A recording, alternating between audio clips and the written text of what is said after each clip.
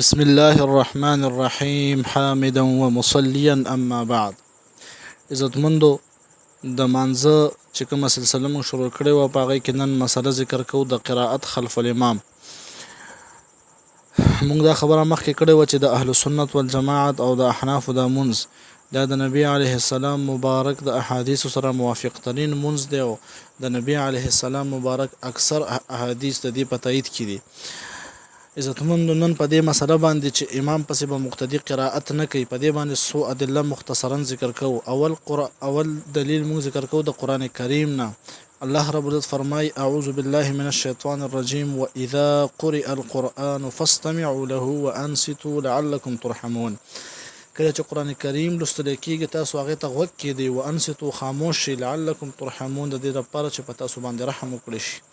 عزتمندو، دا آیت مبارکه دا نازل شوی دی د مانځه په باره کې، یعنی مانځه کې چې کله قرآن کریم لوستل کېږي نو تاسو هغې ته غوږ کېږدئ او خاموش شئ ورته، د دې لپاره چې په تاسو باندې رحم وکړی شي. که د دې نه څوک انکار کوي نو په دې کې موږ ادله پیش کوو د صحابه کرامو او د تابعینو اقوال. اول قول د ابن مسعود رضی الله عنه چې دا تفسیر ابن جریر را نقل کړی دی، جلد 9 صفحه نمبر 103 باندې. صاحب تفسیر ابن جریر فرمای: صلی ابن مسعود فسمع اناسا. ابن مسعود سے منځ کو بعض خلک ورید یقرؤون مع الامام، چې قرائت کولو د امام سره، فلم من صرف کله چې هغه راتاو شو را واپس شو منځ یعنی ختم کو، قال اما انا لكم ان تفقهوا اما انا لكم ان تفهموا. آیا هغه وخت نه دی راغلی چې تاسو ځان پوی کوي؟ اما انا لكم ان تعقلوا. آیا هغه وخت نه دی راغلی چې تاسو ځان پوی کوي په دې آیت باندې چې واذا قرئ القرآن فاستمعوا له وانصتوا لعلكم ترحمون. یعنی معنی دا د ابن مسعود رضی الله عنه مقصد د خبرې دا دی چې د آیت مبارکه نازل شوی دی د مانځه په باره کې، او تاسو په مانځه کې امام سره قرائت مکوئ. دغه رنګ بل قول په د دې آیت په تفسیر کې د ابن عباس رضی الله عنه حبر هذه الامه، د دې امت په مفسرینو کې د ټولو نه لوی عالم ابن عباس رضی الله عنهما دی. هغه فرمای فی قوله تعالی واذا قرئ القرآن فاستمعوا له وانصتوا لعلكم ترحمون، یعنی فی الصلاه، یعنی دا انصات او دا چې کوم دی دا اوریدل او دا انصات دا چې کوم دی یعنی فی الصلاه دا په مانځه کې دی. په مانځه کې به مقتدی چې کله امام قرائت کوي نو دی به غوږ کېږدي ورته او خاموش کېږي به. تفسیر ابن کثیر دا نقل کړی دی او دغه رنګ تفسیر ابن جریر هم دا نقل کړی دی. تفسیر ابن کثیر جلد 2 صفحه نمبر 28 او تفسیر ابن جریر جلد 9 صفحه نمبر 103، روح المانی جلد 9 صفحه نمبر 150. دغه رنګ بل حواله مونږ پیش کوو، د تابعین حوالی پیش کوو عن مجاهد فی قوله. د دې آیت په تفسیر کې امام مجاهد فرمای فی الصلاه، یعنی دا آیات را نظر شوی دی په باره د مانځه کې او د انصات حکم چې شوی دی خلکو ته مسلمانانو ته، نو دا په مانځه کې انصات مراد دی. دا رنګ سعید ابن المسیب هم فرمای قال فی الصلاه، دا قول هم تفسیر ابن جریر نقل کړی دی. او دا رنګ سعید ابن جبیر رضی الله عنهما، سعید ابن جبیر رحمهم الله، دی هم فرمای د دې آیت په تفسیر کې فی الصلاه المکتوبه، یعنی په فرض مانځه کې د آیت مبارکه را نازل شوی دی او د انصات حکم چې شوی دی د فرض مونځ په باره کې شوی دی. دغه رنګ تفسیر ابن جریر یو بل قول د تابعین، قال عبید بن عمیر وعطاء بن ابي رباح انما ذلك في الصلاه واذا قرئ القرآن فاستمعوا له وانصتوا لعلكم ترحمون. دا دواړه حضرات هم فرمای چې د آیت مبارکه نازل شوی دی په مانځه کې، یعنی د انصات په مانځه کې دی. قال الضحاك وإبراهيم النخعي وقتادة والشعبي والسدي وعبد الرحمن بن زيد بن أسلم أن المراد بذلك في الصلاة. دا قول ابن کثیر نقل کړی دی چې امام ضحاک او ابراهیم وغیره د تابعین نقل کړی دي، تابعین ذکر کړی دي چې د دې ټولو رائے دا ده چې دلته کې دا انصات چې کوم راغلی دی د دې نه مراد انصات فی الصلاة دی.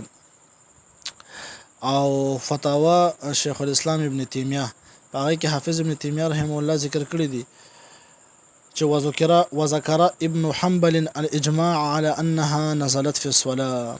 امام احمد ابن حنبل رحمه الله اجماع را نقل کړی د پدې باندې چې دا آیت چې کوم دی نازل شوی دی په باره د مانځه کې. نو عزتمندو دا د دې آیت مبارکه تفاسیر شو په اقوالو د صحابه او په اقوالو د تابعینو باندې چې د ټولو دا خبره معلومیږي چې د آیت مبارکه دا را نازل شوی دی په باره د مانځه کې او د انصات حکم چې مسلمانانو ته شوی دی نو دا حکم په مانځه کې د انصات دی.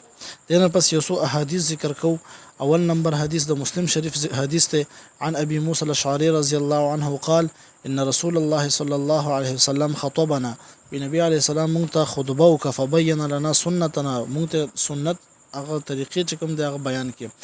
وعلمنا صلاتنا او مونږ ته چې کوم دی منځ خودلو زمونږ منځ راته خودلو. فقال وی فرمایل اقیموا صفوفکم صفونه برابر کړئ ثم ليؤمكم احدكم بیا دې تاسو ته یو کس چې کوم دی امامت وکړي فاذا كبر بس کله چې امام تکبیر وکړي فکبر نو تاسو هم تکبیر کوئ.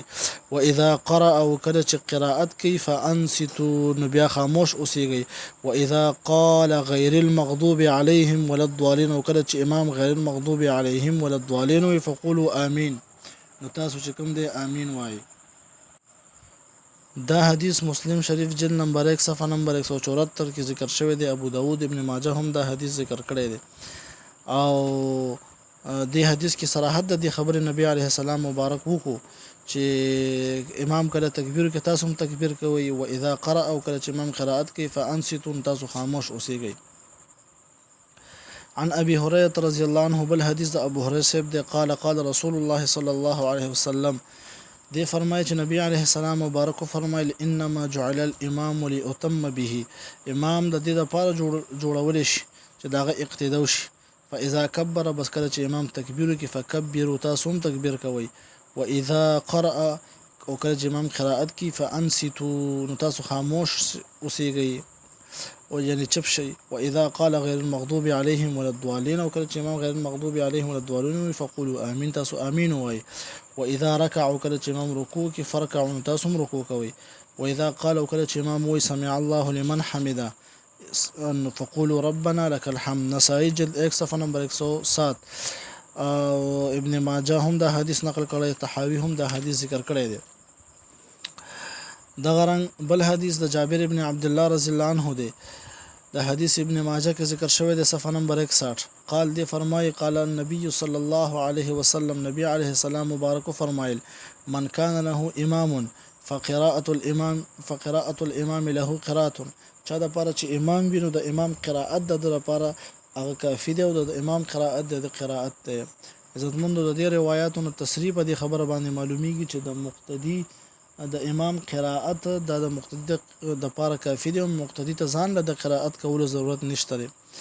بل روایت عن انس رضی الله عنه قال انس فرمای صلى بنا رسول الله صلى الله عليه وسلم مونږ نبی علیه السلام مبارک منځ کو ثم اقبل علينا بوجهه بمترامخ فقال او فرمایل اتقرؤون والامام يقرأ آیاتاسم قراءت کوي په داسې حال کې چې امام لګیا دی قراءت کوي. فسکتو نو دی خاموش. فسألهم ثلاثا دا تاسو نبی علیه السلام مبارک د دینه درې ځلو کو.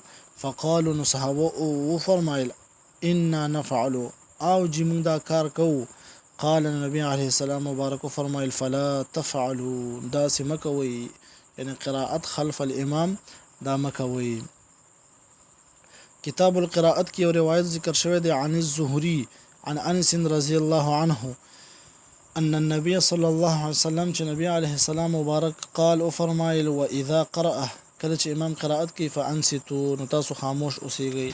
د دې ټولو روایتونو عزتمندو دا خبره صراحتا معلومه شو چې د امام وظیفه قراءت کول او د مقتدی وظیفه دا د چچب پاتې شو د امام قراءت ووري دا طریقه د احادیث ثابت ده. الله رب عزت عمل کولو توفیق نصیب کړي.